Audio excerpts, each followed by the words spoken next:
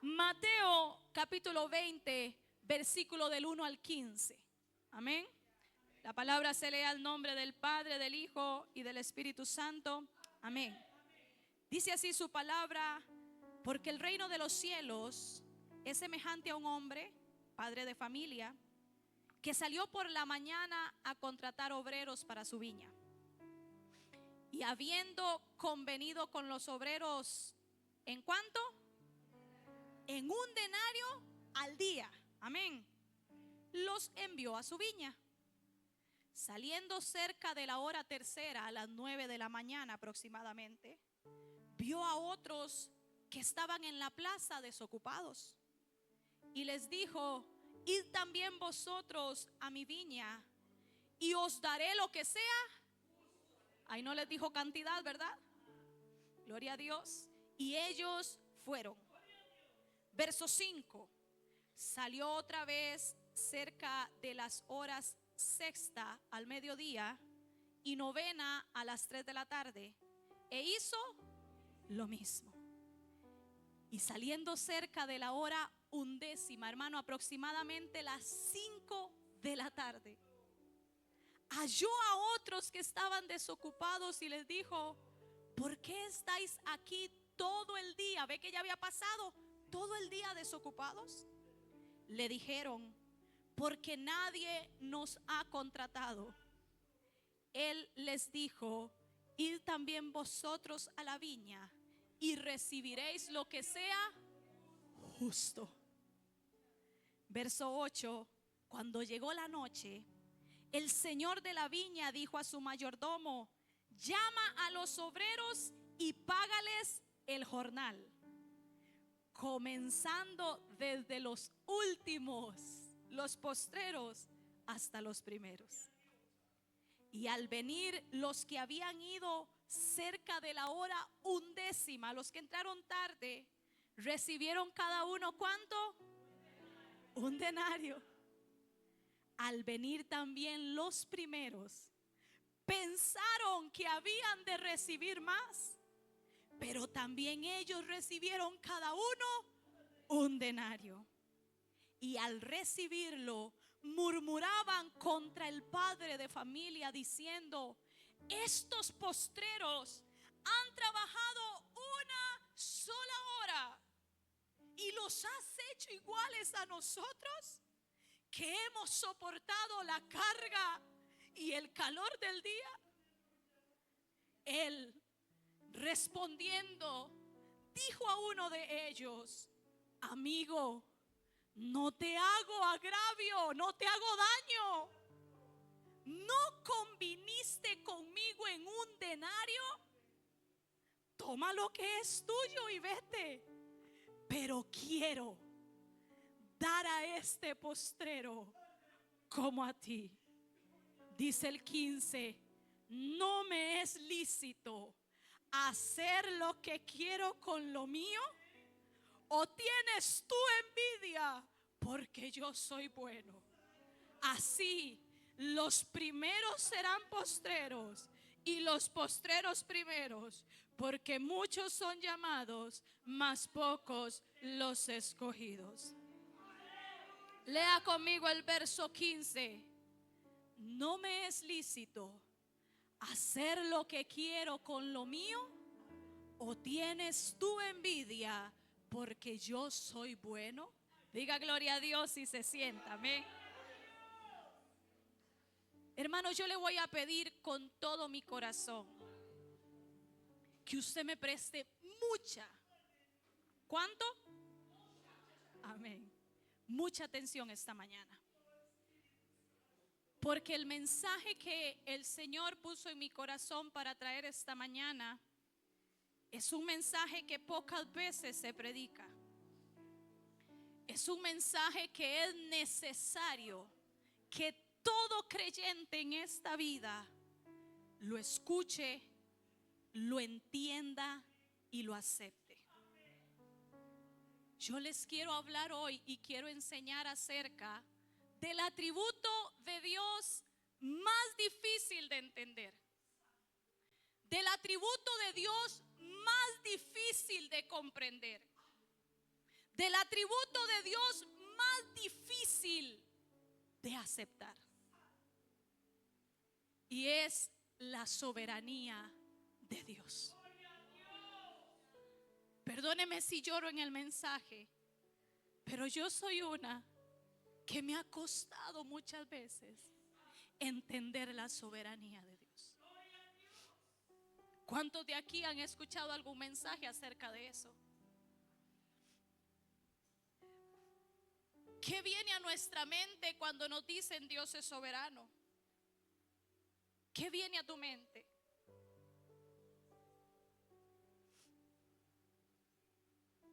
Que Él es poderoso. Amén. Hay muchas preguntas en nuestra vida que yo sé que muchos o la mayoría se las han hecho.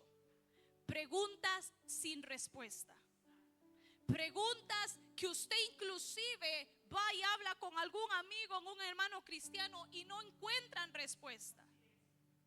Y es porque esa respuesta recae única y exclusivamente en la soberanía de Dios. Yo quiero que usted entienda esta mañana qué es la soberanía de Dios. Según mi percepción, como se lo dije, es el atributo más difícil de aceptar. Cuando hablamos de que Dios es amor, es fácil.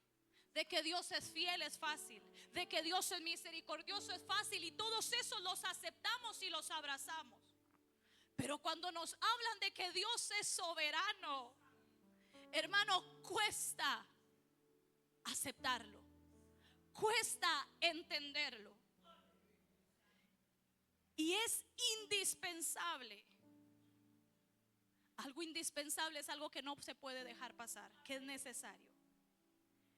El creyente que no entiende la soberanía de Dios, que no la acepta, principalmente aceptarla porque entenderla es difícil. El creyente que no acepta la soberanía de Dios no puede tener una correcta relación con Dios. Es imposible, óigame muy bien, es imposible que un hombre o una mujer cristianos no acepte, no comprenda la soberanía de Dios y pueda tener una correcta relación con el Padre. Es imposible.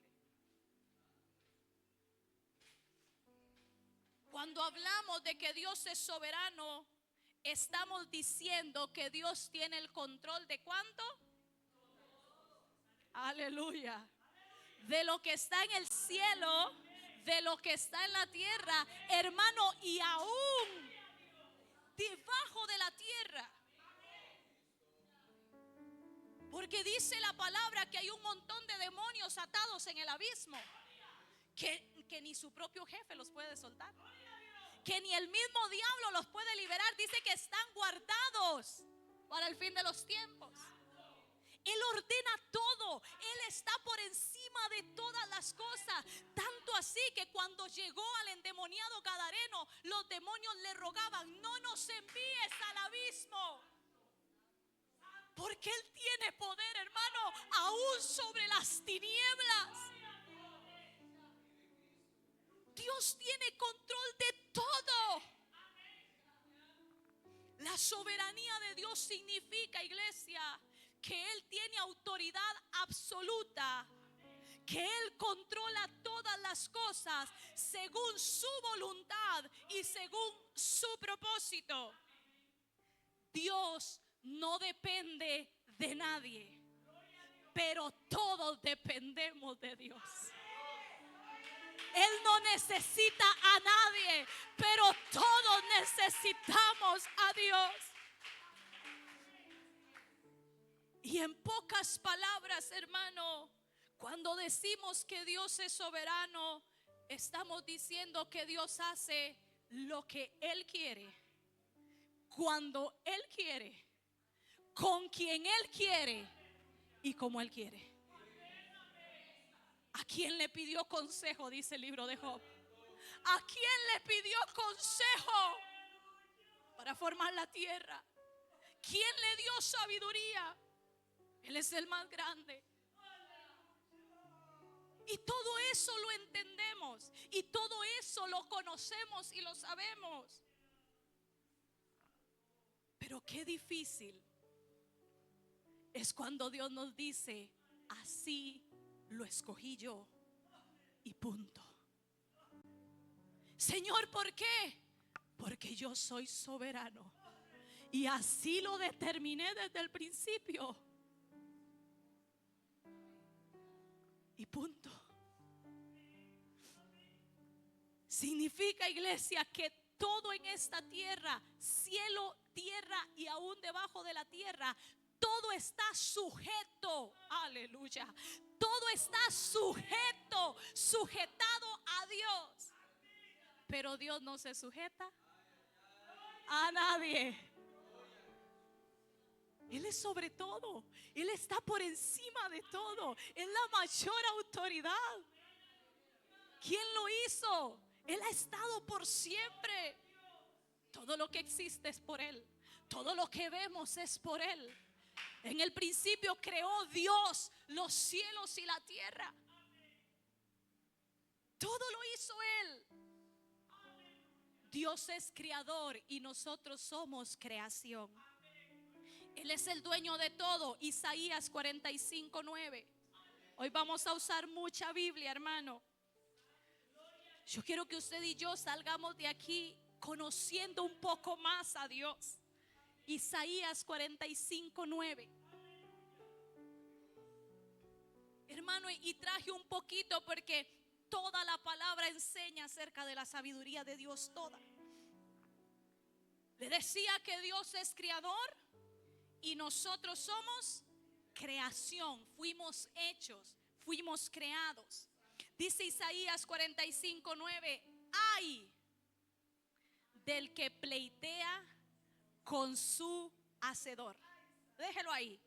Ay, pobrecito. Qué triste por aquel que pelea con Dios, con el que lo hizo. Salmo 135:6. Gloria a Cristo Jesús. Salmo 135:6.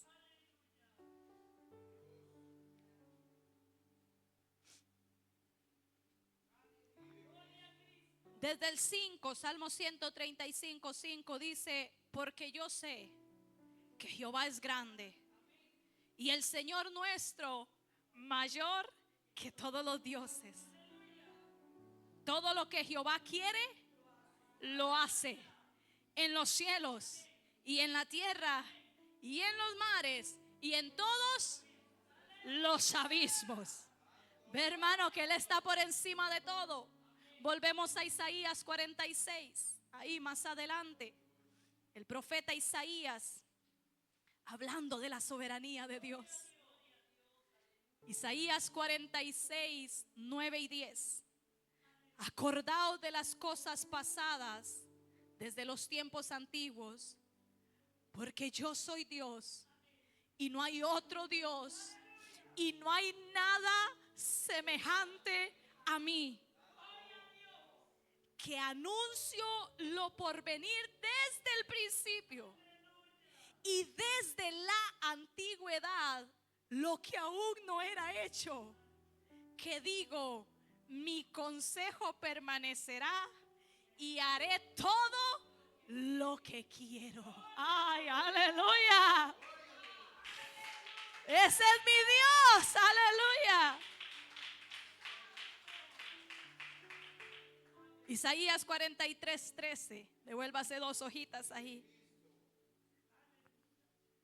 Palabras del mismo Dios, reveladas al profeta Isaías.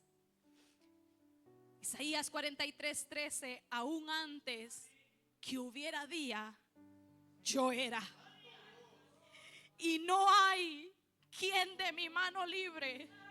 Lo que yo hago, dice Jehová, ¿quién? Ay, santo. ¿Quién lo estorbará? Dice Jehová, lo que yo hago, ¿quién lo puede cambiar? ¿Quién puede estorbar Porque aún antes que hubiera día, dice Jehová, yo ya era. Cuando nosotros leemos estos pasajes, iglesia, podemos entender que absolutamente todo lo que sucede en la tierra, todo, sea bueno o sea malo según nuestra percepción, todo sucede porque Dios lo permite. Todo sucede porque hay un propósito detrás de eso. Aún la maldad que vemos en este tiempo, a Dios no se le ha salido nada de control. Aún la maldad de este tiempo, Dios la está usando para su gloria, para cumplir el propósito, para cumplir la palabra de Él. Y lo que nosotros muchas veces vemos injusto, ¿quién de aquí no ha visto algo que diga, Señor, esto no es justo? ¿Quién de aquí no le ha dicho a Dios nunca, Señor, esto no es justo? Aún lo que tú y yo vemos injusto, la pregunta que hacen todos los ateos: si Dios existe, ¿por qué hay tanta maldad? Y se escudan ahí. Aún lo malo, aún lo que nosotros vemos injusto, para Dios no es injusto. Es la soberanía de Dios trabajando aquí, porque mi justicia no es la justicia de Dios. Cuando el rico llegó a Jesús y le dijo, maestro bueno, le dijo, ¿por qué me llamáis bueno? Si bueno solo hay uno. Nosotros somos malos, iglesia. Bueno solo hay uno, y es el Padre que está en los cielos. Nosotros somos pequeños, nosotros somos débiles, nosotros somos creación, mas Él es grande, es fuerte y es creador de todo lo que hay. Su palabra fue suficiente para ordenar esta tierra. Su palabra fue suficiente que abriera su boca. No tuvo que mover un dedo para hacer el día, para hacer la luna, para hacer el sol. Dice que Él llama a sus ejércitos todas las noches, sus estrellas. Dice que las acomoda y las llama por su nombre. Su ejército son las estrellas. ¿Usted ha podido contar las estrellas un día? Ese es el ejército, y dice que a todas llama por su nombre. Hermano, podríamos entender un poquito la grandeza de Dios. Voy a seguir porque, hermano, yo hoy no quiero terminar de hablar. Yo necesito tanto enseñarle a esta carne quién es Dios. A veces yo siento que necesito tanto recordarle a esta carne quién es Dios, que solo quiero hablar de sus bondades. Vamos a ver unas ciertas historias o ciertos pasajes donde podemos ver y entender cómo actúa Dios. En Génesis 37 está la historia de un joven soñador. ¿Quién era? José. Un joven que el Señor le dio sueños donde sus padres y sus hermanos aún le rendían culto a él, adoración, se inclinaban. Este joven, siendo el menor de Jacob, amado por su padre, porque tengo entendido que lo había tenido en su vejez, un día le dice: José, ve a ver a tus hermanos que están apacentando ovejas.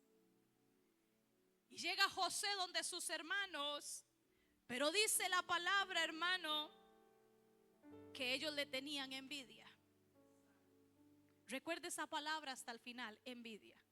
Se la voy a parafrasear porque si no, no terminamos hoy. Cuando llega José donde sus hermanos, dice en Génesis a partir del 37, 38, 39, que los hermanos conspiraron para matarlo. El propósito de los hermanos era matarlo. Entonces cavaron o encontraron una cisterna y lo echaron ahí. Pero como Dios es soberano y nadie pasa por encima de Dios, Dios dijo, no lo van a matar. Y uno de sus hermanos dijo, no lo matemos, vendámoslo. Lo vendieron. Esos que lo compraron lo llevaron a Egipto y lo vendieron a Potifar. Llega a Egipto, lo ponen en un alto rango, porque en toda la escritura usted ve que dice, y Dios estaba con José. La mujer de Potifar lo engaña, le pone una trampa, ¿y a dónde va a dar José? Pero Dios estaba con él. Estando en la cárcel, le dice a uno que sale, ruega por mí. Cuando salgas, sale y se les olvida rogar por José, y José sigue en la cárcel, pero Dios estaba con él. Llega el momento que José sale por interpretar sueños. El Señor lo usa y vuelve a salir y vuelve a llegar al palacio en uno de los rangos más altos de autoridad.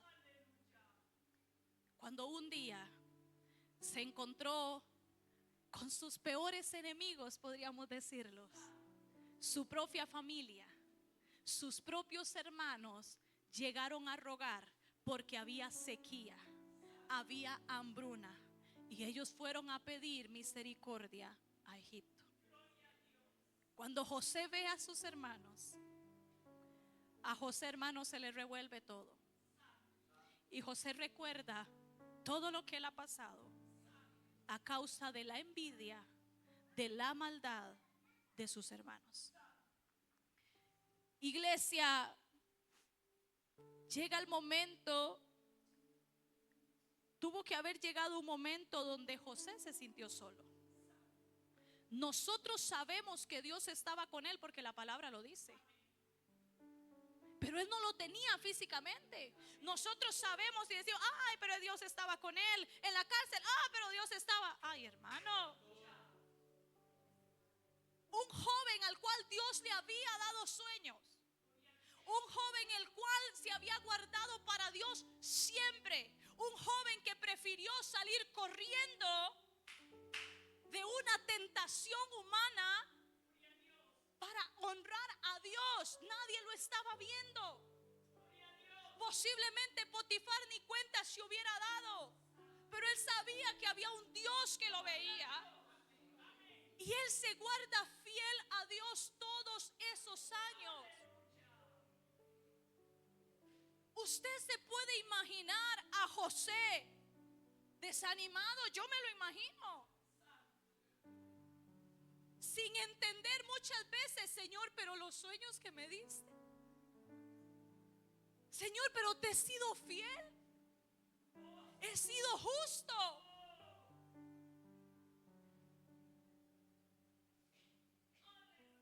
Pero fueron hombres que entendían que Dios es soberano y hace como Él quiere. Y cuando llegan los hermanos de José, les dice él, cuando él se revela y les dice, yo soy José al que ustedes vendieron. Ellos no le reconocían, habían pasado años lejos de su casa, ni siquiera sabía si su padre vivía. Y les dice, ustedes no me vendieron a mí, fue Dios el que me trajo aquí. No fueron ustedes, no fue por ustedes que yo estoy aquí. Ha sido Dios el que me ha traído para preservar muchas vidas. José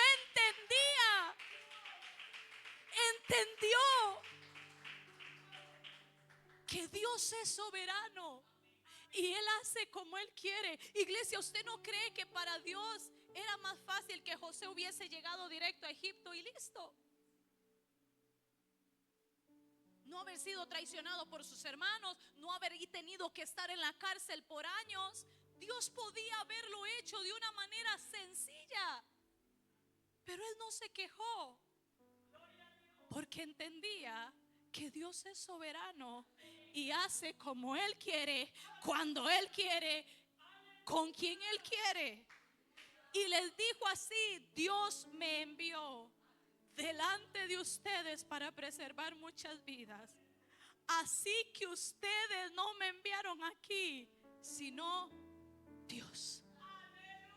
Hermano, ¿y cuántas veces hoy buscamos culpables? Es que por culpa del hermanito estoy así. Es que por culpa del pastorcito estoy así. Es que por culpa de aquella iglesia estoy así.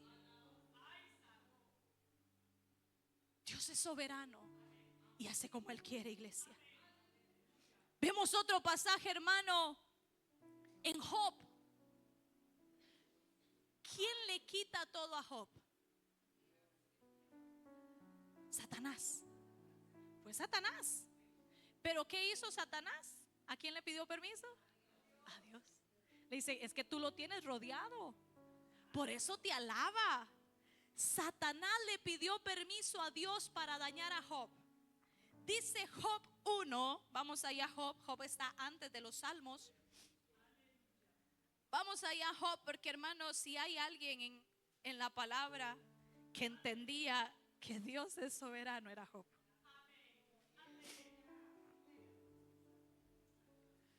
Uno de los primeros hombres no tenía, creo que no tenía ni siquiera la ley. Job, yo creo que fue uno de los primeros libros que se escribió. Dice Job 1:1: hubo en tierra de Uz un varón llamado Job, y era este hombre perfecto, recto, temeroso de Dios y apartado del mal. Levante la mano, ¿quién cumple aquí esas características? Hermano, con solo la primera, yo digo, con solo la primera característica era suficiente. Job era perfecto. Pero Dios no se queda ahí. Dios lo describe aún más allá. Era perfecto, era recto, era temeroso de Dios y apartado del mal. Y viene Satanás y le quitó todo lo que tenía en un solo día. Comenzó con lo material. Comenzó con sus ovejas, con todos los animales que tenía, y se las fue quitando mientras un mensajero le decía: pasó esto y se llevaron todas las ovejas. Dice que llegaba otro: aconteció esto y perdimos todo. Y dice que llegaba otro: y aconteció esto y se murió. Cuando ya se había quedado sin nada económico, nada material, por todo lo que había trabajado, siendo un hombre perfecto, recto, temeroso de Dios y apartado del mal, llega un último mensajero y le dice: Job, estaban tus hijos en una casa, vino un vendaval, el techo se cayó y murieron todos tus hijos, solo escapé yo para darte la noticia.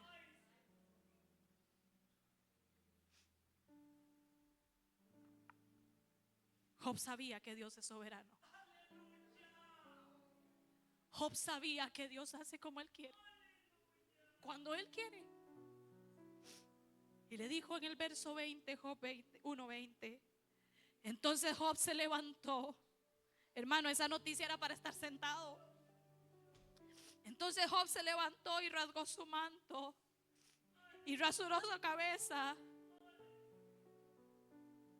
Hermano, no se quejó, no renegó, no reclamó. Dice que se postró en tierra, hermano, y adoró. Déjeme decirle algo, hermano, en esa condición yo no sé qué haríamos nosotros. Esa es la soberanía de Dios. Job sabía y entendía que Dios hace como Él quiere. Y dijo, desnudo salí del vientre de mi madre y desnudo volveré allá. Jehová dio, Jehová quitó, sea el nombre de Jehová bendito. ¿Sabe por qué le digo que Job entendía la soberanía? Porque en ningún momento dijo: el diablo me quitó. Jehová dio. ¿Quién se lo quitó? Fue Satanás.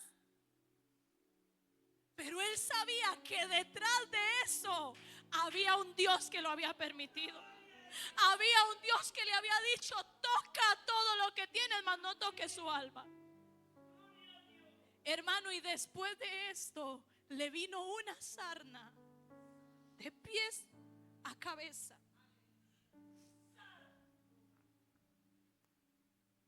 Pero todo esto en medio de esa prueba tan dura. Hermano, yo creo que no hay prueba igual en la Biblia. No hay. Dígame por qué, si era perfecto. Dígame por qué Dios probó a Job así. Si era justo, si era temeroso. ¿Por qué? Preguntas que no tienen respuesta, únicamente porque Dios es soberano y hace como Él quiere. Pero ¿cómo cuesta? Pero ¿cómo cuesta entender? ¿Cómo cuesta aceptar la soberanía de Dios en ese momento? ¿Cómo cuesta decir: Señor, todo lo que tengo tú me lo diste, me lo puedes quitar cuando quieras? Por eso le digo, para mi percepción es el atributo más difícil de aceptar, porque la mayoría del tiempo no tiene explicación, por encima de que Dios hace como Él quiere. Como seres humanos queremos explicación para todo. Como seres humanos le andamos buscando la razón a todo. Había uno ciego, si no me equivoco, de nacimiento, y le dicen sus discípulos: Señor, ¿quién pecó? ¿Este o sus padres para que naciera así? Según nuestra percepción, cuando somos probados, cuando pasamos por un mal momento, cuando mi vida no está saliendo como yo quiero, debe haber una causa. Y no siempre es así. Algunas veces sí es consecuencia de lo que hemos sembrado. No quiero que me malinterprete esta mañana. Hay momentos donde estamos cosechando lo que hemos sembrado.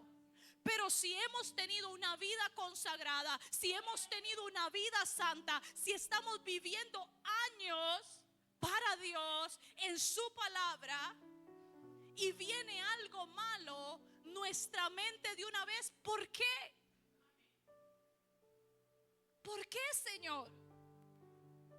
Y muchas veces, o en esos casos, siempre va a ser porque Dios así lo quiso. ¿Es Dios un Dios malo? No. Es bueno. Dice un salmo: porque Dios es justo y ama la justicia. Job había entendido que Dios es soberano y que Dios había permitido eso. Usted no ve a Job cantando eso: hoy me apodero de lo que a mí me pertenece. Usted no ve a Job diciendo: te arrebato y te arrebato lo que es mío. Hubiera podido hacerlo, pero fue Satanás el que se lo quitó. Hay muchos hoy agarrados con el diablo, hermano, y es Dios el que se lo quitó. Hay muchos hoy guerreando y que el diablo me tiene que devolver. Pídale a Dios, porque aún el diablo se sujeta a Dios. Porque aún el diablo no puede hacer nada. Dice: lo que Jehová quiere, lo que Jehová dice, ¿quién lo estorbará? ¿Quién? No hay nadie. Job entendía. ¿Por qué, hermano? Porque en medio de ese mal, en medio de esa prueba, hubo un Dios que fue glorificado. Y la fe de Job aumentó en una manera increíble. De oídas te había oído, mas ahora, dijo Job, mis ojos te ven.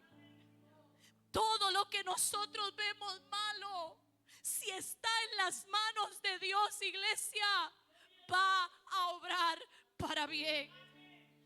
Todo Dios lo permite conforme a su propósito y su voluntad.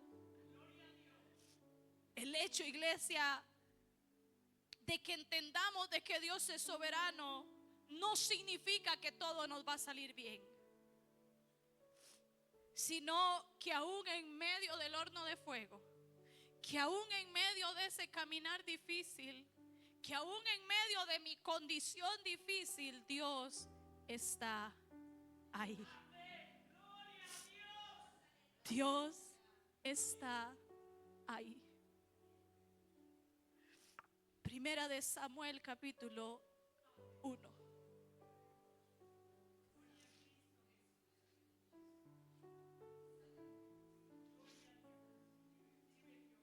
¿Sabe a quiénes no les gusta este mensaje? A los que están tomando una postura por encima de Dios. A esos predicadores de la confesión positiva, que se han vuelto y le han enseñado al pueblo de que Dios hace todo lo que nosotros le pidamos. A eso no les gusta este tipo de mensaje. Ellos no quieren un Dios soberano, ellos quieren un Dios que me cambie la vida, un Dios que me dé bienestar. ¿Por qué cree, hermano, que hoy un montón de gente es cristiana? Porque les han enseñado que Dios está a merced de ellos. Porque les enseñan desde que llegan a una iglesia que Dios es como el mayordomo al cual pueden mandar. Y que Dios le va a dar esto, y que Dios te va a responder, y que usted lo que le pida a Dios, Dios se lo va a hacer. Y que toque el carro, y que toque la casa, y que declare y declare y declare. A eso no les gusta este tipo de mensajes. Los que quieren un Dios que haga todo lo que quiera. Pero los hijos de Dios que queremos una buena relación con Él, nos interesa conocer esto para poder tener una buena relación con nuestro Padre. Primera de Samuel, capítulo 1, verso 4 al 7. ¿De quién vamos a hablar aquí? De Ana. Y cuando llegaba el día en que Elcana ofrecía sacrificio, daba a Penina su mujer, a todos sus hijos y a todas sus hijas, a cada uno su parte. Pero a Ana daba una parte escogida, porque amaba a Ana. Aunque ¿quién? Aleluya. Aunque Jehová no le había concedido tener hijos, porque Él es soberano. Dice el 6, y su rival, decir Penina, la irritaba, enojándola y entristeciéndola, porque Jehová no le había concedido tener hijos. Así hacía cada año cuando subía a la casa de Jehová, la irritaba así, por lo cual Ana lloraba y no comía. ¿Quién no le había permitido tener hijos? Vamos entendiendo, iglesia, que hay cosas que no se dan en nuestra vida porque Dios así lo quiere. Por más fe que tengamos, porque no es por obras, es por gracia. Porque no es por lo que yo hago, es por gracia. Y relata la palabra, hermano, que Ana lloraba, pero que en un momento subió al templo y descargó ahí su pena. Y fue al altar y lloraba y lloraba y lloraba, pero en voz muy baja. Dice la palabra que solo se movían sus labios. Dice el 9 y 10. Y se levantó Ana después que hubo comido y bebido en Silo. Y mientras el sacerdote Elí estaba sentado en una silla junto a un pilar del templo de Jehová, ¿ella con qué? Hermano, estaba muy dolida. Ella con amargura de alma oró a Jehová y lloró abundantemente. ¿Quién de aquí no ha llorado así? Con dolor, con tristeza, con amargura. Se le amargó el corazón, la provocaban, la irritaban, hasta tal punto que ella se enojaba y después se entristecía, porque Dios no había querido darle hijos. Y Ana llega al templo a orar, a llorar. Y dice la palabra que Dios se acordó de ella. Y cuando el Cana se llegó a ella, le permitió tener un hijo. Un hijo en el cual ella le prometió a Dios y le dijo: si tú me das un hijo, lo entrego a la obra. Hermanos, no seamos prontos para prometer. Imagínense estar esperando un hijo por años.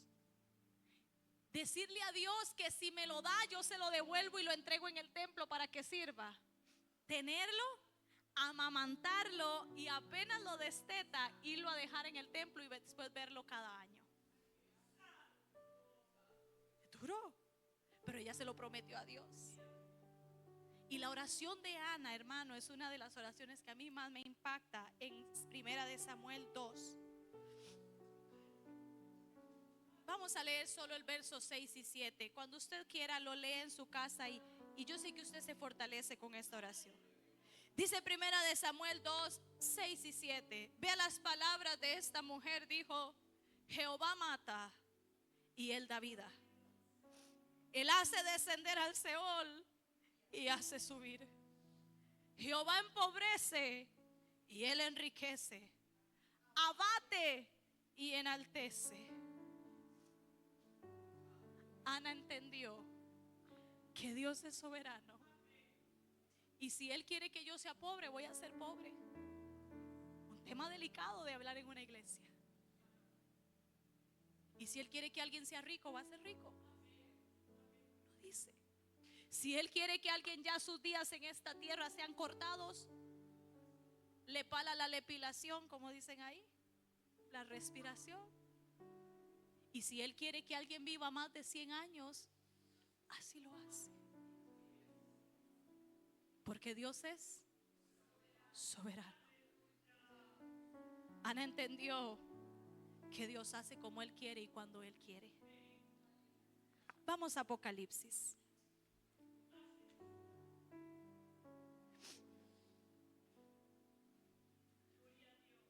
Gloria a Cristo Jesús. Aleluya.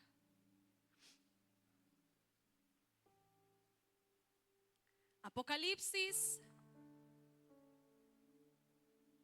capítulo 2, manténgase ahí. Hermano, hay dos iglesias de las cuales le voy a mencionar esta mañana. Jesús escribió un mensaje ¿a cuántas iglesias? A 7 iglesias. De las 7 iglesias solamente hubo 2 a las cuales Dios no tuvo nada que reclamarles, las cuales eran santas. Solo 2 iglesias vivían conforme a la palabra. Pero pasó algo. 2 iglesias que obedecían a Dios, 2 iglesias que agradaban a Dios en todo. Pero Dios decidió, óigalo muy bien, Dios decidió en su soberanía darles un destino diferente, hacerlas caminar por un camino, valga la redundancia, diferente. ¿Por qué? Porque Él lo quiso. Dice Apocalipsis 2:10, es el mensaje a la iglesia de Esmirna: no temas en nada lo que vas a ¿qué? A padecer. He aquí, el diablo echará a algunos de vosotros en la cárcel, ay santo, para que seáis probados, y tendréis tribulación por 10 días. Le aconseja: sé fiel hasta la muerte y yo te daré la corona de vida. Hermano, le entrega a Esmirna, una iglesia fiel, conocida al día de hoy como la iglesia de los mártires, de los que sufren por Cristo. Le entrega un camino de prueba, de tribulación, de dificultad, donde le dice: tienes que ser fiel hasta la muerte. Yo voy a estar contigo, no temas, pero vas a ser probado. Yo voy a estar contigo, no temas, pero vas a pasar tribulación. Y vemos en capítulo 3, verso 7, el mensaje a Filadelfia. Otra iglesia santa, otra iglesia obediente. ¿Y qué le dice el Señor a esta iglesia? Vamos a ver. Apocalipsis 3, 9 y 10.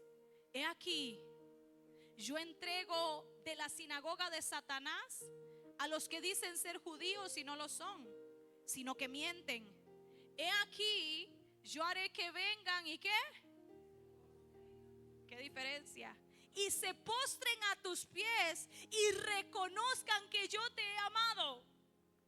Por cuanto has guardado la palabra de mi paciencia, yo también te guardaré de la hora de la prueba que ha de venir sobre el mundo entero, para probar a los que moran sobre la tierra. ¿En qué momento le dijo que iba a ser probada? Dice, yo te guardaré. Has guardado mi palabra, yo te guardaré de la hora de la prueba. Vendrán y se postrarán a ti y reconocerán que te he amado. ¿Por qué? ¿Sabe a cuánta distancia estaba Esmirna de Filadelfia? Más o menos de aquí a Cartago. No estaba en otro continente, cerquita. Y a una iglesia la mandó a sufrir, la hizo pasar por prueba, la hace al día de hoy, porque representa esa parte de cristianos que hoy están dando la vida por Cristo.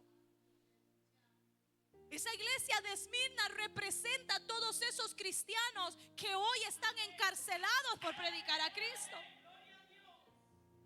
¿Usted dónde ve a esos cristianos de hoy en día reclamándole a Dios por los cristianos de acá de nosotros, del occidente? Señor, pero es que ¿por qué yo nací aquí?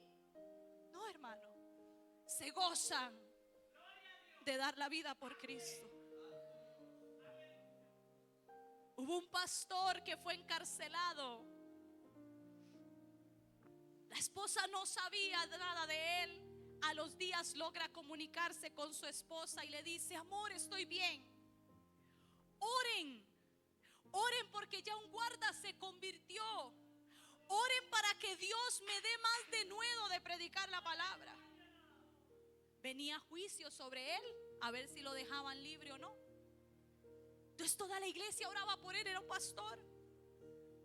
A los 15 días llama a la esposa y le dice: amor, me condenaron a muchos años de prisión. No oren para que Dios me haga libre, oren para que Dios los haga libre a ellos.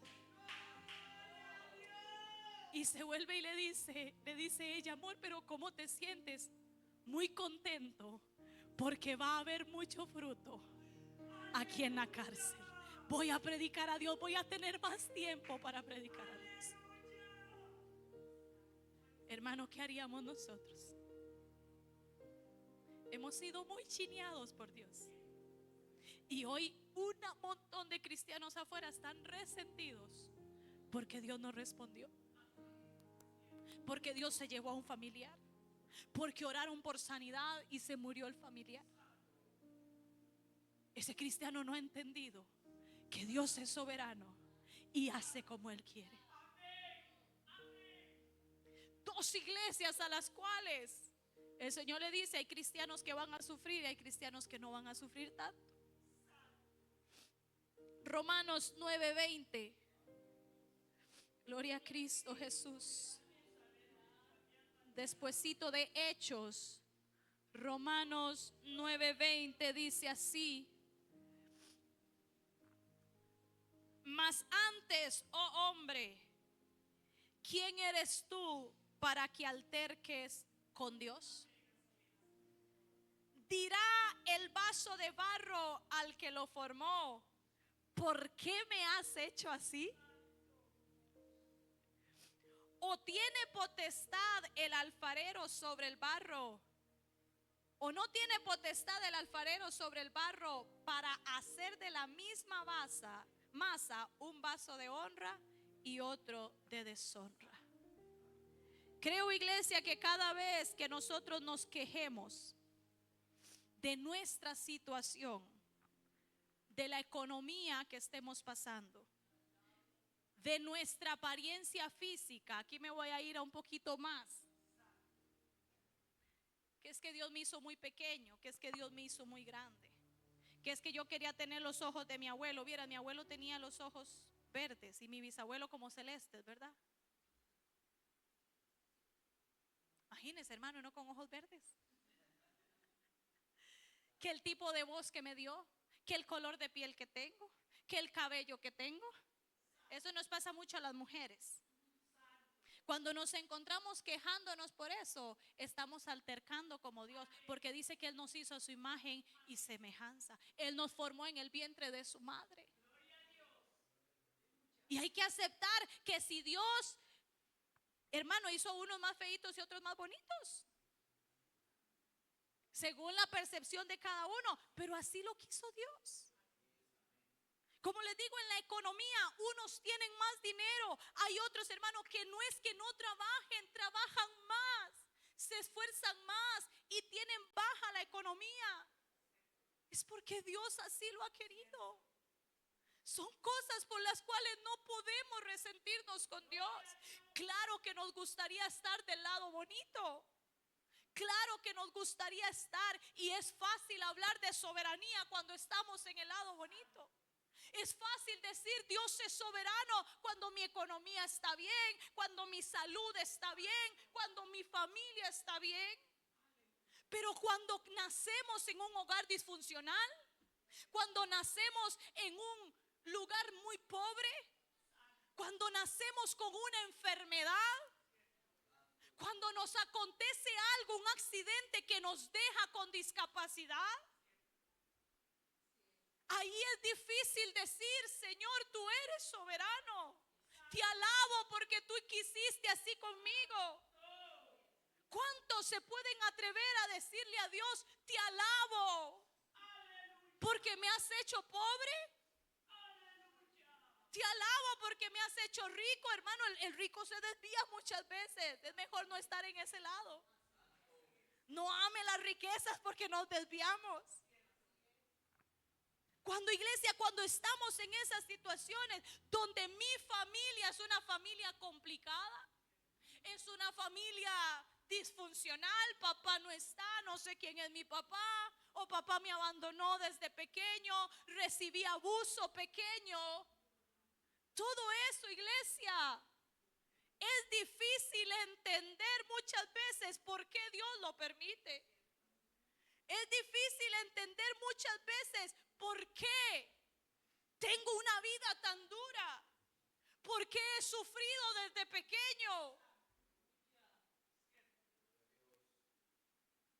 por qué todos me han abandonado, por qué he orado por mi familia y nadie se ha convertido. ¿Qué es lo que pasa?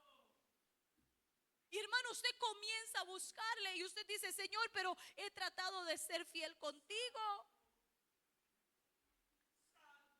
Voy a la iglesia, me consagro, oro, busco tu presencia. ¿Quién de aquí no ha tenido esos momentos donde decimos, Señor, ¿qué pasa? Aquí estoy. Acuérdate de mí. Cuando miramos todo eso y lo cuestionamos, iglesia, o le preguntamos a Dios por qué, es difícil, iglesia, pero estamos cuestionando la soberanía de Dios. No es que usted no trabaje, no, iglesia, es que hay que hacer lo que hay que hacer. Pero si hay cosas que no pasan en nuestra vida, si hay cosas que acontecen a nuestra vida que no podemos cambiar, que no podemos modificar, dice la palabra que quién podrá añadirle a su estatura, quién podrá hacer, y aquí le hablo a los que se ponen tinte, ay, no era por ahí, quién podrá hacer un cabello negro, un cabello blanco, quién podrá. ¿Quién puede cambiar su situación?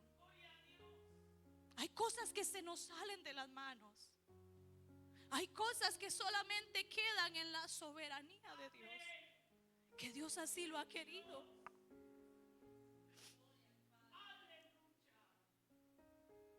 Dios nos ha hecho físicamente como Él ha querido. Amén. Sí, amén. Diga, yo soy como Dios quiere que yo sea. Amén. Y véase al espejo y dígaselo. Yo soy como Dios quiere que yo sea. Deje de andar anhelando la estatura de aquel. Deje de andar anhelando el color de piel de aquel. Las jovencitas que están aquí, los jovencitos, dejen de anhelar el físico de otros. Ahora, hermano, es un culto al cuerpo que se le da. Somos como Dios quiere que seamos. A unos hizo pequeños, como les decía, pero tenemos que aceptar la voluntad de Dios. A unos les puso más canas que a otros. Hay personas con 70 años que no tienen canas. Y personas con 40. Yo tenía un compañero en el colegio que ya tenía canas. ¿Por qué? Porque Dios así lo quiso. Porque Dios así los hizo. Y hay un ejemplo ahí entre Saúl y David. David pequeñito, Saúl grande, corpulento, dice que sobresalía. Porque Dios así lo quiso. Ambos fueron reyes. Porque Dios mira el corazón. Dios no anda buscando solo gente bonita o gente con cierta estatura. Dios anda buscando un corazón dispuesto. Volvemos a la parábola de Mateo. Dentro de un ratito termino, hermano, no se me duerma. Mateo 20. Les dije que recordaran una palabra hasta el final. Aleluya. ¿Se acordaron? Ahorita vamos a ver. Gloria a Cristo Jesús. Dice que cuando Jesús llamó a los trabajadores de la viña, les ofreció ¿qué? El pago de un denario. Amén. Y cuando llegó la hora de pagarles, dice la escritura en el verso 14: toma lo que es tuyo y vete. Pero, hay una palabra ahí, pero quiero. Aleluya. No le dijo, pero tengo. No, pero quiero. Es algo que quiero. Quiero dar a este último, como a ti. Porque Dios quiso. Señor, pero es que yo trabajé. Yo quiero. Señor, pero es que yo cargué todo el día. Yo sudé, yo me llevé el sol. ¿Y qué? Te estoy pagando lo que te dije. Le dice el Señor, no te hago agravio. Te estoy dando el denario que convení contigo desde el principio. Solamente que quiero darle a este que trabajó 1 hora lo mismo que a ti. Señor, es que yo he sido cristiano toda la vida y mi esposo, mi esposa no se ha convertido, y este matrimonio que viene llegando lo restauraste. ¿Por qué, Señor? Porque quiero. Ay, santo.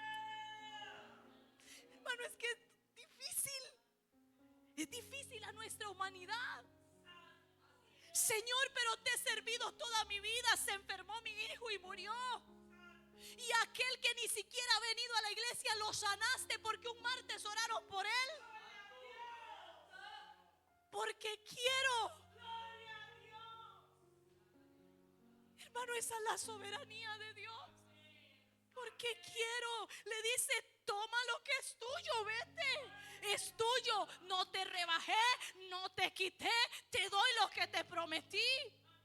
Pero quiero pagarle a este que no se ha esforzado, que llegó de último.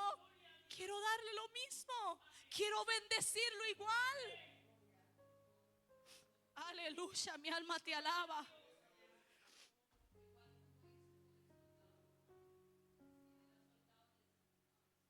Le sanó. No tuvo ni siquiera que ir a la casa. La multiforme gracia de Dios. La gracia de Dios se la derrama como Él quiera. Iglesia, en la obra también hay muchos que van a trabajar mucho Y hay otros que van a trabajar muy poquito y vamos a recibir la misma recompensa. Nada de lo que tenemos, y esto lo tenemos que tener claro, nada de lo que tenemos es por nuestras obras. Todo es por gracia. Y cuando usted y yo entendemos que lo que yo tengo es gracia de Dios, hermano, no hay reclamo. Porque si Dios quiere tener gracia conmigo, quiere tener gracia con el hermano Héctor, es gracia, es algo que yo no merezco. Así es el Señor. La responsabilidad del cristiano es vivir sometido a lo que Dios quiere y no a lo que nosotros queremos. Eso se perdió en algún momento del cristianismo. Y todo el mundo quiere llegar aquí, y todo el mundo quiere que Dios lo use, que Dios lo levante, estar bien. No, iglesia, la responsabilidad del pueblo de Dios es vivir conforme a lo que Dios quiere y no a lo que nosotros queremos.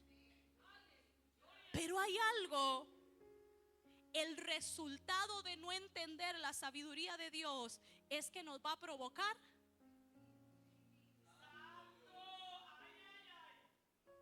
el resultado de no aceptar la soberanía de Dios me va a provocar envidia. Por eso les dije, acuérdense de esta palabra. Señor, restauraste aquel matrimonio. Señor, estás bendiciendo mucho al hermano. Señor, es que como que le respondes todo lo que te pide. Señor, es que como que estás chineando más a este hermano que a mí. No habría problema si solo es una pregunta. El problema es que Satanás viene a nuestra mente y comienza a ponernos envidia. Aleluya. Dice el Salmo 73, el Salmo de Asaf. Y vieras qué lindo que lo busqué. Búsquelo ahí, Salmo 73. Porque yo sabía lo que decía el Salmo, pero cuando busqué la cita, el Señor me lo confirmó. Dice Salmo 73:1: ciertamente es bueno Jehová, amén, para con Israel, para con los de limpio corazón. Pero dice Asaf: en cuanto a mí, casi se deslizaron mis pies, por poco resbalaron mis pasos, porque ay santo, tuve envidia de los arrogantes, viendo la prosperidad de los impíos. Ve, hermano, que el no entender la soberanía de Dios, que si Dios quiere enriquece a un impío, ¿genera qué? ¿Provoca qué? Envidia. Y la envidia, hermano, es una enfermedad que carcome el alma. Es una enfermedad que nos debilita espiritualmente, nos envenena. La soberanía de Dios es que Él hace como Él quiere, cuando Él quiere. Él le da lo que Él quiere a quien Él quiere. Así es. Y si esto provoca en nosotros un pensamiento de injusticia, si ver esa soberanía de Dios provoca en nosotros, es que no es justo. Provoca un reclamo, provoca una queja, un resentimiento con Dios. Porque Dios sanó a aquel que está en pecado, nos decía la pastora. ¿Cuántas veces Dios sana a alguien que está en pecado y a nosotros que le servimos, que lo amamos, no nos ha sanado? Si eso genera queja, resentimiento, es porque no he entendido la soberanía de Dios.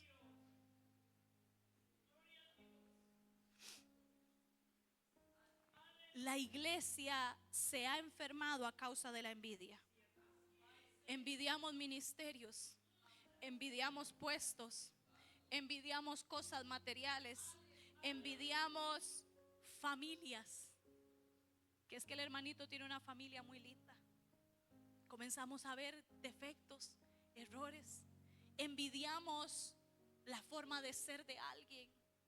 Y comienza, iglesia, Satanás a poner celos, a poner divisiones, y comienza la iglesia a enfermarse espiritualmente. Dígame, ¿quién con envidia prospera?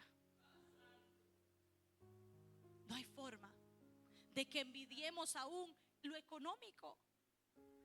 Y usted, entre más trabaja, más se desaparece la plata. Porque estamos enfermos, estamos envenenados. Dice Romanos 12:2, renovaos en el espíritu de vuestra mente. Dice, no os conforméis a este siglo, sino renovaos en el espíritu de vuestra mente, para que podáis comprender la buena voluntad de Dios, que es agradable y perfecta. ¿Cómo es la voluntad de Dios? Es buena, es agradable y es perfecta. Y también dice Romanos 8:28, que a los que aman a Dios, todas las cosas les ayudan a bien. Esto es, a los que conforme a su propósito son llamados. Iglesia, todo lo que acontezca en nuestra vida, ¿quién de aquí no ha escuchado ese pasaje? Entonces, ¿por qué nos quejamos cuando algo malo sucede? Sí, somos humanos, yo sé que sí, pero no nos podemos resentir con Dios.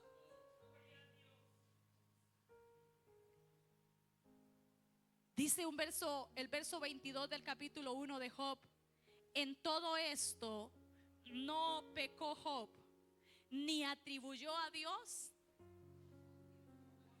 despropósito alguno. Job sabía que ese mal día que llegó a su vida, dice, es que me ha sobrevenido lo que más temía, dice Job. Me sobrevino lo que más temía. Pero él dice que no atribuyó despropósito, iglesia, porque todas las cosas ayudan a bien para los que le amamos. ¿Por qué a esta carne le cuesta tanto aceptar que Dios está en control? ¿Por qué cuando vemos todo desbaratado nos cuesta tanto seguir confiando, seguir creyendo, seguir animados, contentos, esperanzados en un Cristo que salva, que liberta? Somos muy humanos, iglesia. Somos muy humanos. Hoy hay mucha queja, hay mucho resentimiento, iglesia. Hay mucho cuestionamiento a Dios. Pero dice, ¿por qué pleitea con su hacedor? Ay del que pleitea con su hacedor. Iglesia de Dios, hay situaciones que vamos a pasar que no vamos a recibir respuesta. El apóstol Pablo vio milagros. Es que toda la Biblia nos habla de la soberanía de Dios. Dice la escritura que aún traían paños, sus delantales se los llevaban a los enfermos y endemoniados, y eran sanos y libres. Pero Pablo cargó un aguijón en su cuerpo que Dios no le quitó. Y que dice, 3 veces clamé a Dios. ¿Sabe por qué, hermano, Dios no se lo quitó? Porque había un propósito allí. Y le dijo, iglesia, bástate mi gracia.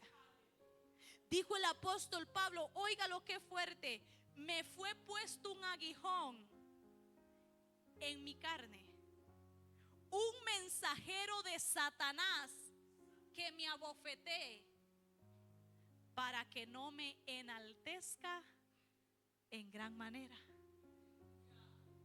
Y el Señor le dijo, no te lo quito, Pablo, porque si te lo quito, te me enalteces. Ya para ir terminando, iglesia, 4 beneficios así a grandes rasgos, solo los menciono, de comprender la sabiduría de Dios. Dejamos de cuestionar. Aleluya. ¿Quién no ha cuestionado a Dios, iglesia? ¿Quién? Pero si nosotros aceptamos y entendemos que Él es soberano, vamos a dejar de cuestionarlo. Vamos a dejar de tener envidia. Vamos a comenzar a confiar en Dios y aprendemos a ser agradecidos. 4 beneficios que lo único que van a generar en nosotros es paz, es gozo, es tranquilidad. Oiga esta frase, iglesia: Dios es soberano aún sobre el mal y cumple su propósito siempre. Y el mayor ejemplo de esto fue su propósito en su Hijo Jesucristo. Santo, justo, sin pecado, un pueblo acusándole, Pilato lavándose las manos, siendo blasfemado, siendo azotado y crucificado, pero todo bajo el propósito de Dios, obedeciendo la soberanía de Dios para cumplir su propósito y triunfar sobre el mal, para triunfar sobre el pecado, para dar libertad y traer salvación. Y yo me pregunto, ¿podía Dios haberlo hecho diferente? Posiblemente sí. Pero Él dijo: esta es la forma que yo he escogido. Dar a mi propio Hijo para que el mal gobierne un poquito sobre Él y crea que lo derrotó.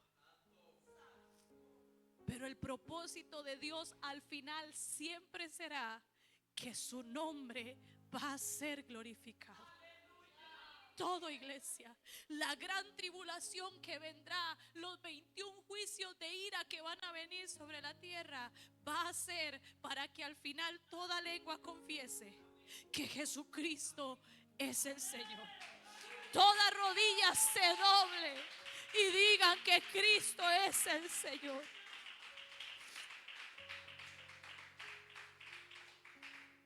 Que tu vida y la mía no esté saliendo como queramos, no quiere decir que no esté sucediendo como Dios quiere. Nunca creamos eso, iglesia. Nunca creamos que si no sale a mi manera, no es a la manera de Dios. No, está saliendo a la manera de Dios. Dijo una vez un joven enfermo: prefiero estar enfermo en la voluntad de Dios a que Dios me sane fuera de su voluntad. La soberanía de Dios es el atributo más difícil de aceptar. Va de la mano con la bondad. Y cuando estamos del lado que creemos injustos es más difícil.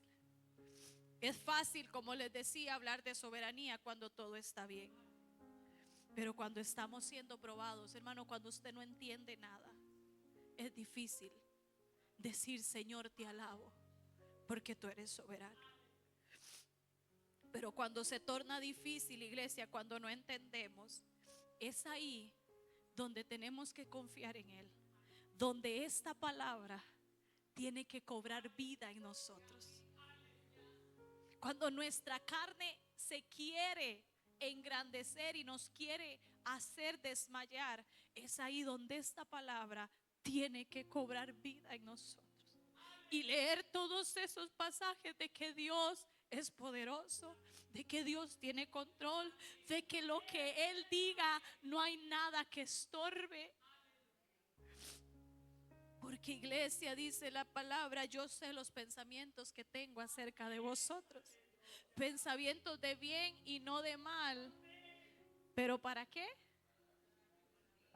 Para darnos el fin que esperamos. Muchas veces Dios va a obrar de una manera muy difícil para darnos el fin que esperamos. Mientras los hacía morir, dice el Señor al pueblo de Israel, cuando los hacía morir se acordaban que había un Dios. Hermano, no importa si Dios nos tiene que tener con las rodillas dobladas siempre, con tal de poder verle cara a cara un día. No importa si Dios tiene que enviarnos una enfermedad para no perdernos, no importa. Bienaventurados seríamos Si Dios derrama sobre nosotros situaciones difíciles que nos hacen estar pegados a Él. Tenemos que entender esto, iglesia. Todo lo que pasa aquí en la tierra y todo lo que Dios permite será siempre para que el nombre de Dios sea glorificado.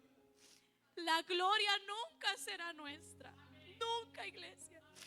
La gloria nunca será para ningún hombre.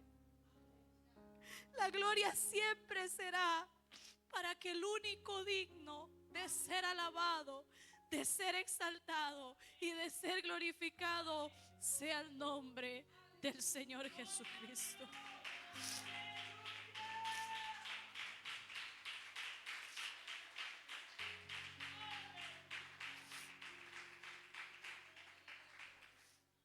Nosotros vivimos para Dios, no para nosotros mismos.